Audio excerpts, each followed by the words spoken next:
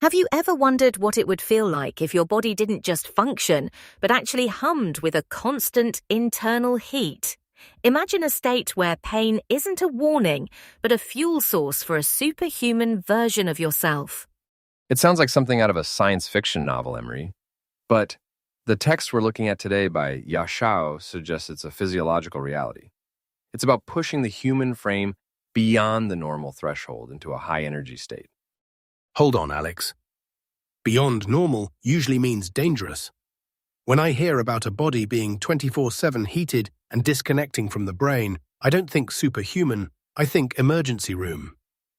Are we actually taking this seriously? That's exactly why we're here, Dan, to dissect these extreme claims.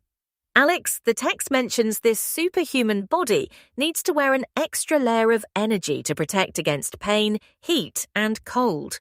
What's the biological basis for that? Well, Emery, think of it as extreme thermoregulation. Most people have a very narrow comfort zone. This protocol is about expanding that zone through sheer physical stress until the body adapts by creating a metabolic shield. A metabolic shield? Come on, you can't just wish yourself into being immune to the cold. The text says you have to disconnect from the brain.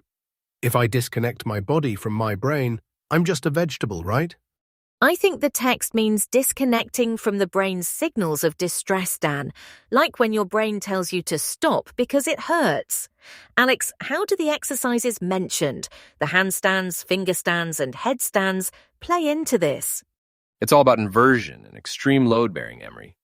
Doing a daily handstand is one thing, but a finger stand? That's targeting the smallest joints and tendons. It's about forcing the nervous system to handle massive amounts of pressure. It's also a great way to snap your fingers like dry twigs. I mean, honestly, a finger stand? That's not training. That's a dare. Why would anyone put their entire body weight on their fingers? It's about bone density and structural integrity, Dan. When you stress the bone like that, you trigger osteoblastic activity. The body realizes the current structure is insufficient and builds back much stronger. It's Wolff's Law on steroids. And the headstand. The text mentions a NACO stand, which I assume is a neck stand, and a headstand. That sounds like a lot of pressure on the cervical spine. Is there a benefit to that much blood flow to the head? Or a lot of risk for a stroke? Emery, we're talking about crushing the vertebrae in the neck. I can't see how that leads to a superhuman state unless the goal is to become a very sturdy statue.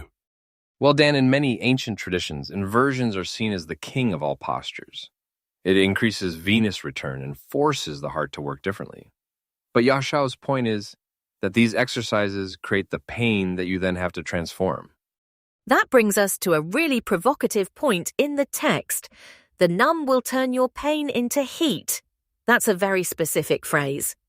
Alex, can the human body actually convert the sensation of pain into thermal energy?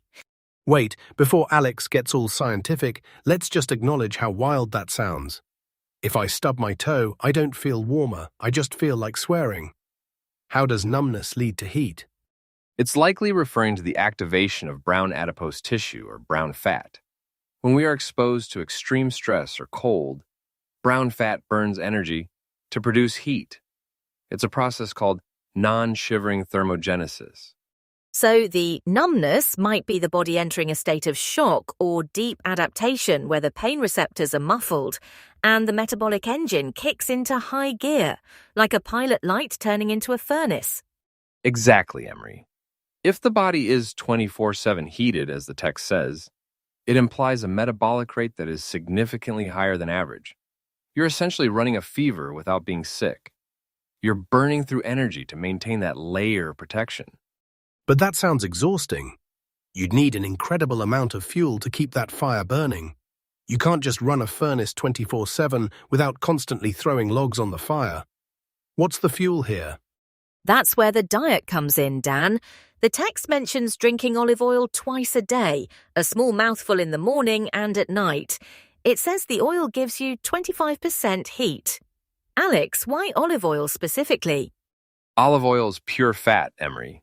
It's incredibly calorie-dense.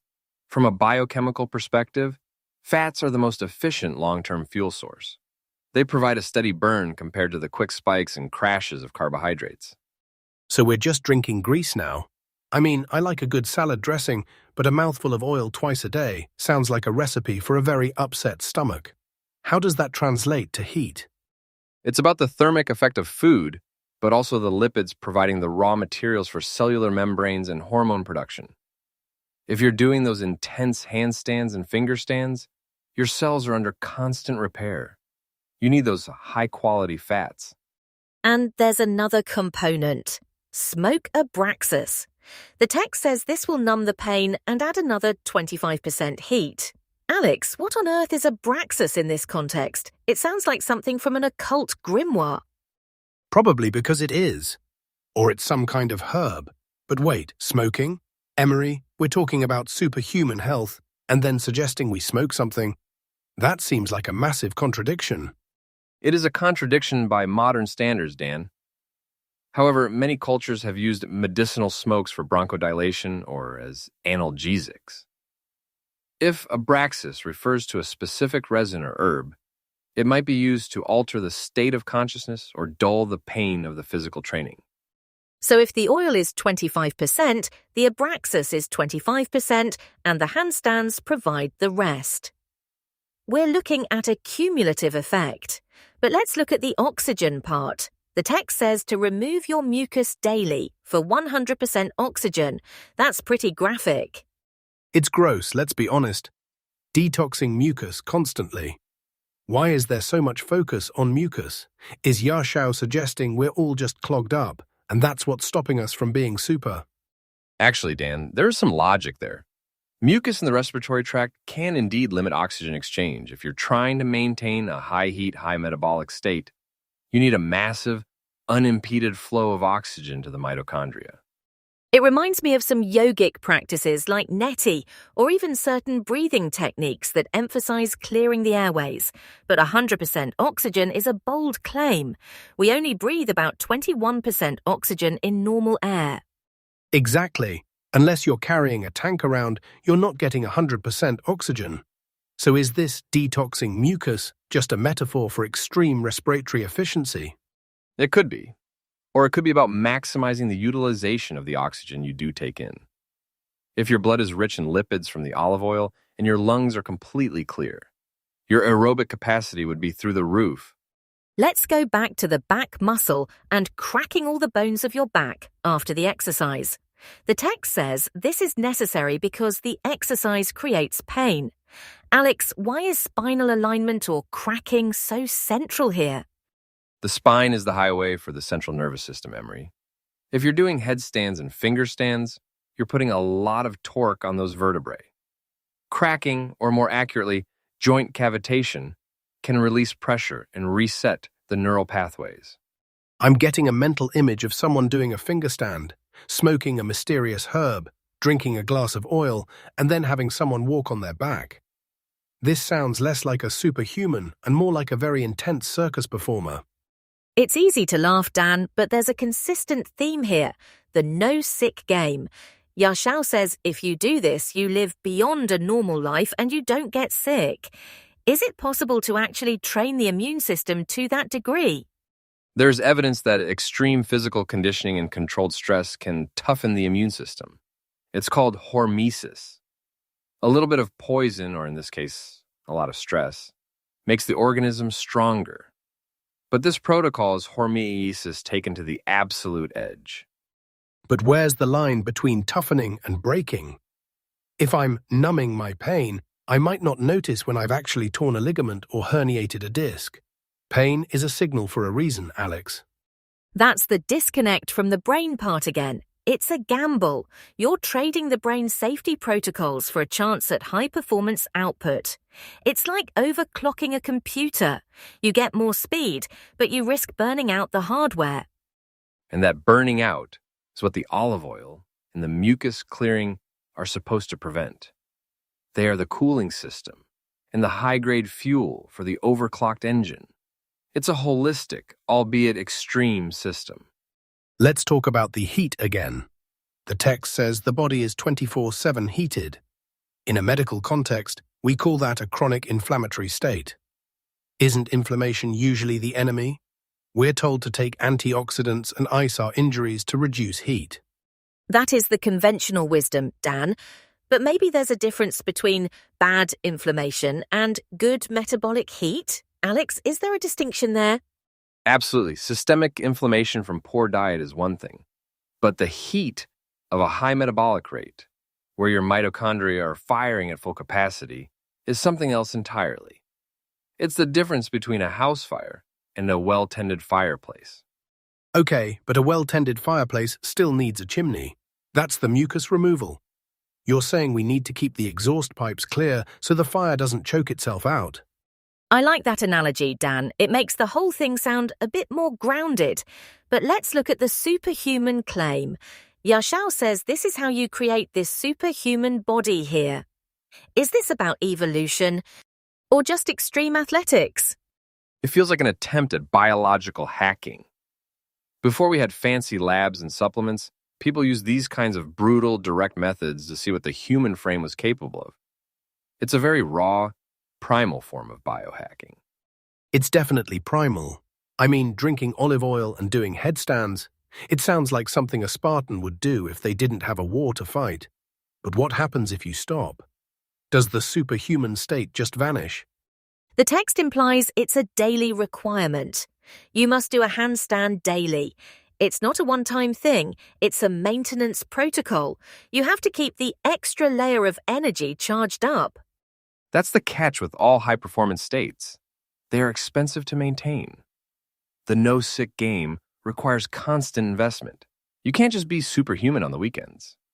So, Alex, if someone actually did this, the finger stands, the oil, the abraxas, the whole 9 yards, what would they actually look like after a year? Would they be a god, or would they just be a very oily person with sore fingers? Honestly, Dan, they'd likely have incredible grip strength, a very high tolerance for discomfort, and a metabolic rate that would make most people jealous. But they'd also be living on a knife's edge. One slip up and their back cracking, or a moment of distraction during a headstand could be catastrophic. It's the disconnect from the brain part that worries me most. Our brain is our survival governor. Removing that governor allows for incredible feats, like those stories of mothers lifting cars off their children, but you can't live in that state indefinitely. Exactly. That's hysterical strength. It's a temporary burst that usually leaves the body wrecked afterward. Yahshao is saying we should make that our normal. That seems like a recipe for a short, albeit intense, life. Or maybe it's about a different kind of brain. Maybe it's about shifting the control from the analytical, fearful mind to the body mind. The autonomic systems that handle the heat and the healing. That's a deep thought, Alex. Shifting the seat of consciousness. Let's talk about the olive oil again, a mouthful twice a day. Why wouldn't you just eat more fat in your meals? Why the ritualistic mouthful in the morning and night? Probably because it's harder to forget. It's like a medicine. If you just add it to your salad, it's food. If you take a swig of it while staring in the mirror at 6 a.m., it's a commitment to the superhuman path. There's also the absorption factor. Taking it on an empty stomach might trigger a specific hormonal response, like releasing cholecystokinin, which tells the body to prep for heavy fat metabolism. It's a signal to the gallbladder and the liver, the heat is coming. And the abraxas smoke. If we assume it's some kind of botanical, maybe it's acting as a vasodilator. It could be opening up the capillaries to let that heat and oxygen reach the extremities while you're upside down on your fingers. You're really trying to make this sound scientific, aren't you, Emery? Vasodilation, osteoblastic activity. I still think it sounds like a guy who just really likes handstands and olive oil and wanted to give it a cool name. Well, Dan, even if the terminology is unconventional, the results of such a regime would be undeniable. You can't fake a finger stand. You can't fake being immune to the cold. There's a physical truth to these practices that transcends the language used to describe them. That's the experience Yahshao mentions. To create this superhuman body here, the experience. It's not a theory you read about, it's something you feel in your bones. Literally, if you're cracking them every day. Okay, let's talk about the no sick game. Is it even possible to never get sick? I mean, viruses don't care how many handstands you do. If a flu virus enters your system, it's going to try to replicate. True, Dan, but a body that is 24/7 heated is essentially a hostile environment for many pathogens. Many viruses and bacteria are sensitive to temperature. That's why we get fevers. If your baseline temperature is higher, you might be nipping infections in the bud before they even start. It's like a constant low-grade internal sanitization process. Plus, the constant mucus clearing means you're physically removing the medium where many of these pathogens take hold. So you're saying the superhuman is basically a walking, talking autoclave, just too hot and too clean for germs to survive. It's an interesting theory, but it sounds like a very lonely way to live. No mucus, no comfort, just heat and oil? It's definitely an ascetic path. It reminds me of the Tummo monks who can dry wet sheets on their backs in freezing temperatures. They aren't doing it for fun. They're doing it to prove the mind's mastery over the body. And that's the core of it, isn't it? Mastery. Yahshao isn't just giving us a workout routine, he's giving us a philosophy of total physical sovereignty. You don't just have a body, you forge one. I can respect the dedication, even if I think the finger stands are a bit much. But what about the numb part? If you're numb to pain, aren't you also numb to everything else? Can you feel a breeze or a hug? Or is your extra layer of energy just a wall? That's the million-dollar question, Dan. When you disconnect from the brain to avoid pain, do you lose the nuances of pleasure too? The text says you feel the body beyond normal, which suggests a heightened sensitivity, not a lack of it. Maybe the numbness is just a filter. It filters out the noise of petty discomfort so you can feel the signal of the body's true power, like turning down the static on a radio so you can hear the music. All right, Emery, I'll give you that. It's a poetic way to look at it. But I'm still not convinced about the smoking part. Smoke abraxases to numb the pain? That just sounds like getting high to ignore the fact that you're hurting yourself. It could be. But in the context of this superhuman protocol, it might be viewed as a tool, like a blacksmith using water to temper steel. The smoke might be the tempering agent for the nervous system. Let's dive deeper into the oxygen requirement. You need 100% oxygen daily. We talked about clearing mucus, but how else could someone achieve this? Is it about deep breathing or something more? It's likely a combination of things. Clear airways are step one. Step two would be maximizing lung capacity through those inversions. When you're upside down, the weight of your organs actually helps stretch the diaphragm. And step three is the blood's ability to carry that oxygen. Which brings us back to the olive oil. If your blood is oiled up, does it carry oxygen better? Or does it just make your heart work harder to pump the grease? Actually, healthy fats are crucial for the health of red blood cell membranes. If your membranes are flexible and healthy, they can deform more easily to get through the tiniest capillaries, delivering oxygen where it's needed most. So, in a way, the oil does help with oxygenation.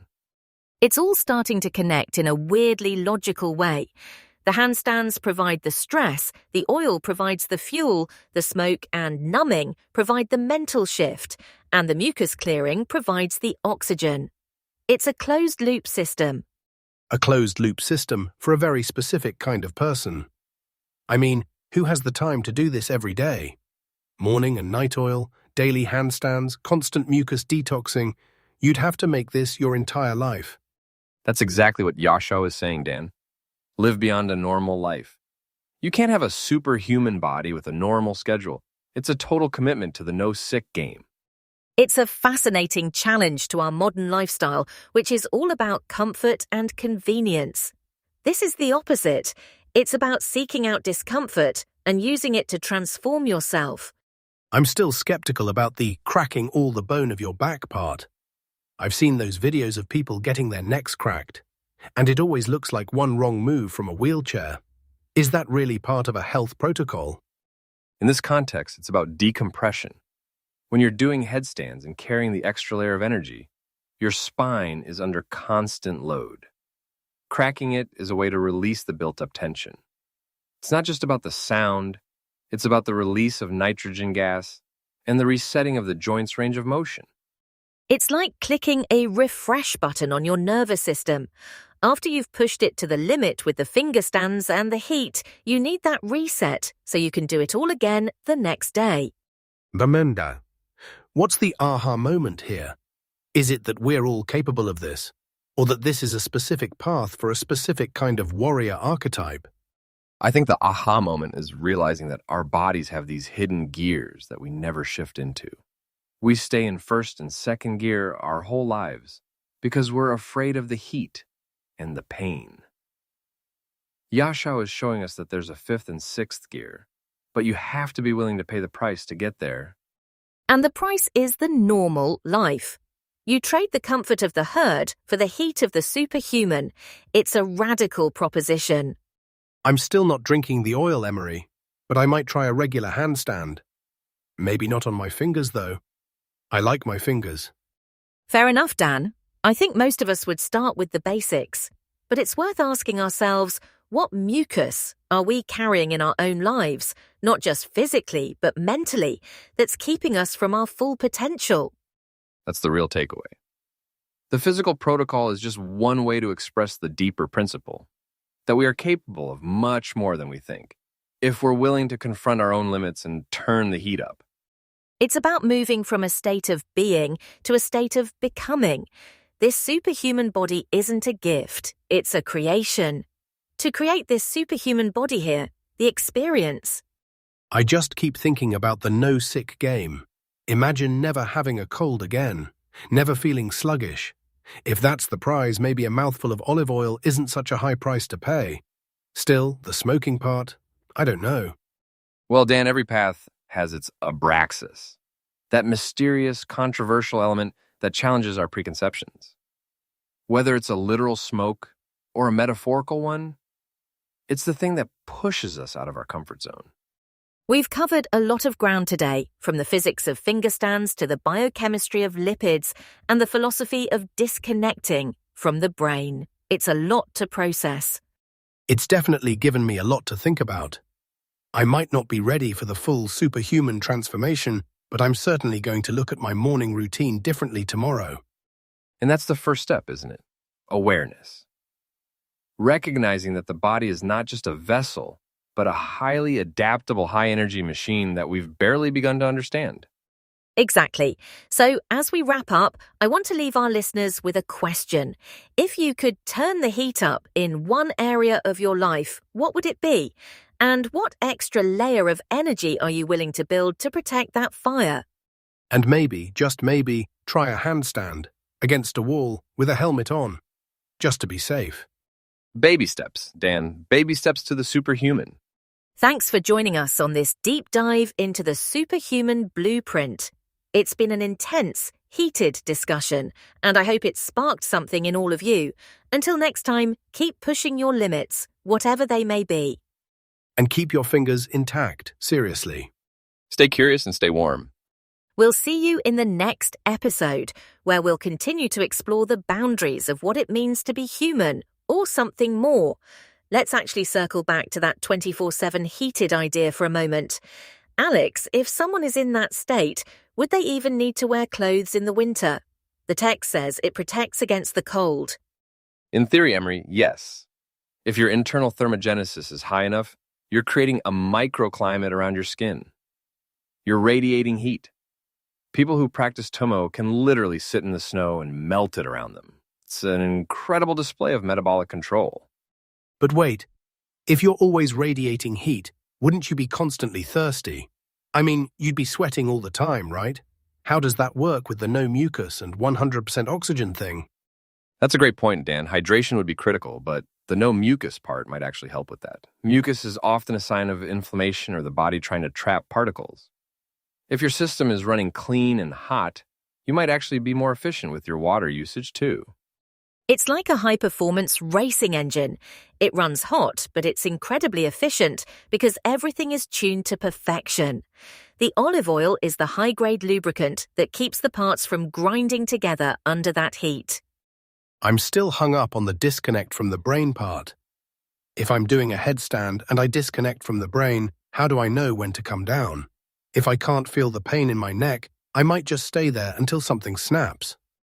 That's where the experience and the daily practice come in. You're not just ignoring the body. You're developing a different kind of awareness. It's not pain in the traditional sense, it's data. You learn the difference between the heat of effort and the sharpness of injury. So it's not a total disconnection, but a recategorization of signals.